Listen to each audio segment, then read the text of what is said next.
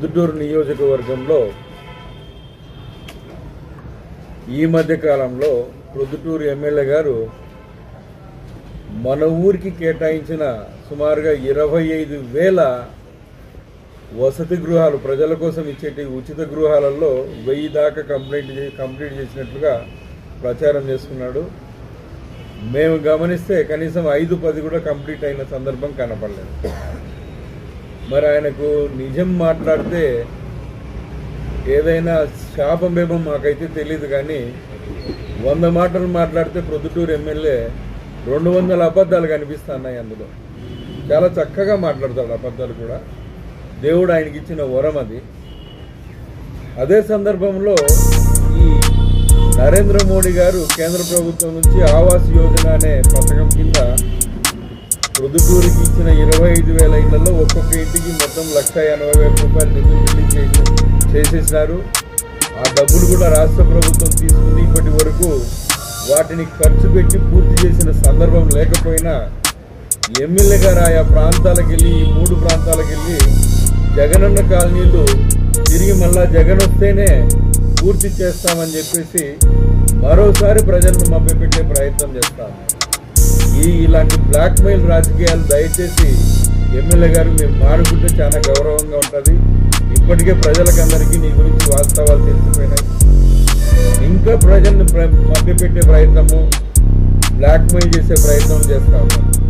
మొన్నటికి మొన్న క్రిస్మస్ రోజు కూడా చర్చి ఒక ప్రోగ్రాంలో కూడా మాట్లాడడం జరిగింది.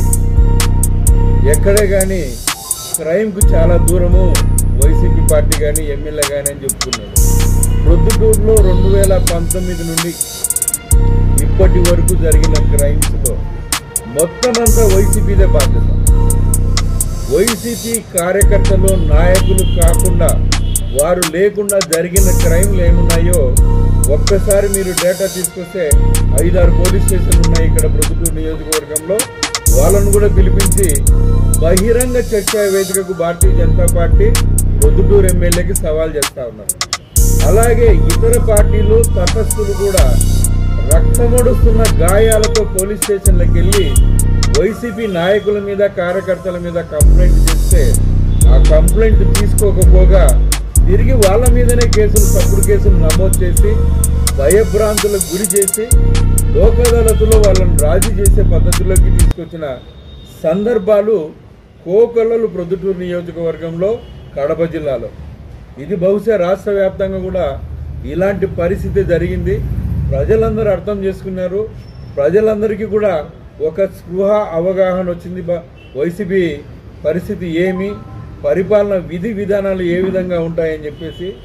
మరి ఇలాంటి పరిస్థితులలో ప్రభుత్వ వ్యతిరేక ఓటును తిరిగి తగ్గించుకునే ప్రయత్నంలో ఒకవైపు రాష్ట్ర స్థాయిలో జగన్మోహన్ రెడ్డి గారు అభ్యర్థులను మారుస్తాము, అభ్యర్థులను ఇంకొక చోటికి మార్చి పోటీ చేయిస్తాము, లేదా కొత్త అభ్యర్థులను తీసుకొస్తాము అని ఈ వ్యతిరేకతను పోగొట్టుకోవడానికి ఆయన ఒక ప్రయత్నం చేస్తే, ఇక్కడ క్షేత్రస్థాయిలో ఎమ్మెల్యేలు, మంత్రులు రకరకాల మభ్యపెట్టే మాటలు. మళ్ళా జగన్మోహన్ రెడ్డి వస్తాడు, మీరు ఓటు వేయకపోతే మీకు ప్రభుత్వ పథకాలన్నీ రద్దయిపోతాయి, మీకు ఎక్కడ కానీ ఆధార్ కార్డు కూడా రాదు, ఆధార్ కార్డు కూడా ఉండదు, పెన్షన్లు ఉండవు అని చెప్పి మభ్యపెట్టే ప్రయత్నం చేస్తా ఉన్నాడు.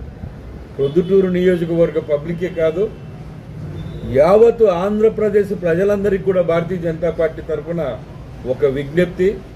రానున్న ఎన్నికలలో ఖచ్చితంగా జగన్మోహన్ రెడ్డి గారి ఓటమి ఖాయము. ఆయన ప్రభుత్వం వచ్చే అవకాశం ఏ విధంగా కూడా లేదు. అదే సందర్భంలో మరి ఏ పార్టీ ప్రభుత్వం వచ్చినా కూడా, లేదా అలయన్స్లో ఏదైనా ప్రభుత్వం వచ్చినా కూడా కేంద్ర ప్రభుత్వము సహాయ సహకారాలు, అండదండలు లేకుండా ఈ రాష్ట్రంలో పరిపాలన అసాధ్యమైన పరిస్థితి. 10,50,000 కోట్ల అప్పుతో రాష్ట్ర ప్రభుత్వము మూలుగుతా పోతా ఉంది. ఒక్కొక్క అడుగు వేసుకోవడానికి కానా కష్టంగా నడుస్తూ ఉంది. ఇటు ఎమ్మెల్యేలకి, మంత్రులకు కూడా జీతభత్యాలు ఇవ్వడానికి కూడా కేంద్ర ప్రభుత్వం నుంచి నిధులు రావాలా, ఆ నిధుల నుంచి వీళ్ళకు జీతభత్యాలు ఇవ్వాలా అనే పరిస్థితులలో ఈరోజు రాష్ట్ర ప్రభుత్వం నడుస్తూ ఉంది. అలాగే ఉద్యోగస్తుల జీతభత్యాలు కూడా కేంద్ర ప్రభుత్వం ఇచ్చే నిధుల నుంచే ఏదో ఒక రూపంలో వాటి ఆసరా తీసుకొని వాళ్ళకు జీతభత్యాలు ఇస్తూ ఉన్నారు. ఇవి కాక భవిష్యత్తులో ఇప్పటి వరకు చేసిన 10,45,50,000 కోట్లకు వడ్డీ కానీ తిరిగి కంతులు కానీ కేంద్ర ప్రభుత్వానికి జమ చేయాల్సిన పరిస్థితి రాష్ట్ర ప్రభుత్వానికి ఉంది. అది ఏప్రిల్ నుంచి మొదలవుతుంది.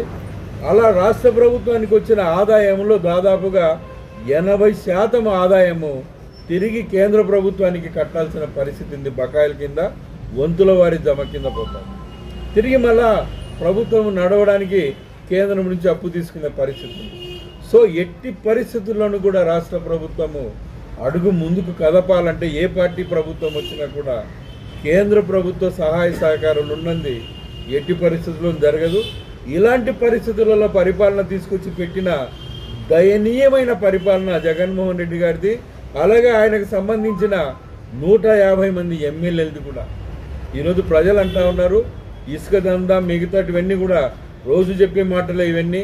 అలాగే ఎలక్ట్రిసిటీ మాఫియా ఇవన్నీ నడుస్తూ ఉన్నాయి. ఆలీబాబా 40 దొంగలు పోయి ఆలీబాబా 150 దొంగలని ప్రజలందరూ ముక్తకంఠంతో మాట్లాడుతూ ఉన్నారు. ఇంత దారుణమైన పరిపాలన నడుస్తున్నప్పటికీ కూడా మరోసారి మభ్యపెట్టి ప్రజలందరినీ కూడా ఇంకొక 5 ఏళ్ళు దోపిడీ చేయడానికి రకరకాల మోసపూరిత మాటలు, తేనె పూసిన కత్తి మాటలు మాట్లాడుతూ ఉన్నాడు ప్రొద్దుటూరు ఎమ్మెల్యే. దయచేసి వాస్తవాలు వెలిబుచ్చేకి భారతీయ జనతా పార్టీ ఇదివరకు ఎన్నోసార్లు మీకు సవాల్ విసిరింది. బహిరంగ చర్చా వేదికకు డిబేట్కి రమ్మని చెప్పేసి పుట్టపర్తి సెంటర్లో మరోసారి మీకు నిజంగా మీరు చిత్తశుద్ధి ఉండి ప్రజలకు మీ ప్రభుత్వము మీరు మేలు చేసి ఉంటే దయచేసి బహిరంగ చర్చకు రండి. మీరు ముందుకు వస్తారా, ఒక డేట్ చెప్తారా, లేదా మమ్మల్ని డేట్ చెప్పమని చెప్తాము. మౌనం అనేది దాదాపుగా అర్ధాంగీకారం అయిపోతుందంటే మీ తప్పులను మీ అవినీతిని మీరు ఒప్పుకున్నట్లు అవుతుంది. నోరు తెరిచి మాట్లాడండి, వాస్తవాలు మాట్లాడడానికి ప్రజల ముందుకు రండి అని ఈ సందర్భంగా భారతీయ జనతా పార్టీ సవాలు విసురుతా ఉంది ప్రొద్దుటూరు ఎమ్మెల్యే. ఈ వీడియో మీకు నచ్చినట్లయితే లైక్ బటన్ క్లిక్ చేయండి. మరిన్ని వీడియోలను పొందడానికి దయచేసి సబ్స్క్రైబ్ చేయండి.